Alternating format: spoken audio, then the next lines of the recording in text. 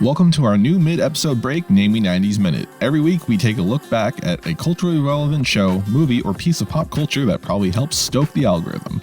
This week, in honor of Hilary Duff starring in How I Met Your Father, which debuted last week on Hulu, we are taking a look back at the 1998 direct-to-video sequel, Casper Meets Wendy.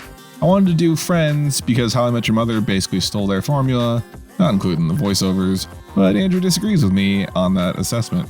So here we go. Casper Meets Wendy is a direct-to-video sequel of the 1997 direct-to-video sequel of the 1995 kids classic, Casper. As Casper, A Spirited Beginning was a prequel to the movie Casper, Casper Meets Wendy is both a sequel to A Spirited Beginning and still a prequel to the theatrically released Casper.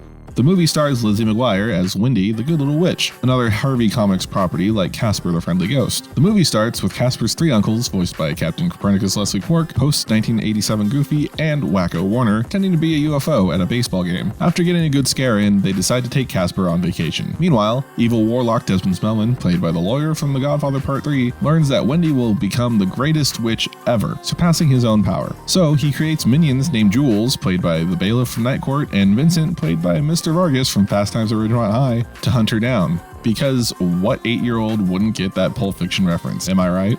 Wendy and her aunts, played by the wife from Raging Bull, the wife from The Shining, and the wife from Mr. Mom, flee their home and hide out at the same resort Casper and his uncles end up at. Casper and Cheaper by the Dozen hit it off by bonding over their respective overbearing yet somehow negligent caregivers, but fear their relatives won't get along because witches and ghosts are natural enemies for plot convenience. Casper tricks his uncles into possessing people so they can hit on the witches who are hiding as regular women at the resort. And of course, everything eventually goes wrong, and Cheaper by the Dozen 2 has to cast a high-level magic spell alerting the warlock to their location. A final battle ensues where the ghosts and witches have to work together and eventually defeat Spellman, but not before their respective wards are fatally wounded relative to a direct-to-video 90s children's movie. But through love of their aunts and uncles, both Casper and So Yesterday survive, making her the greatest witch ever because she befriended a ghost who she then kisses before they depart. A little long for a burger advertisement in my opinion. And that's Casper Meets Wendy in a namely 90s minute, more or less.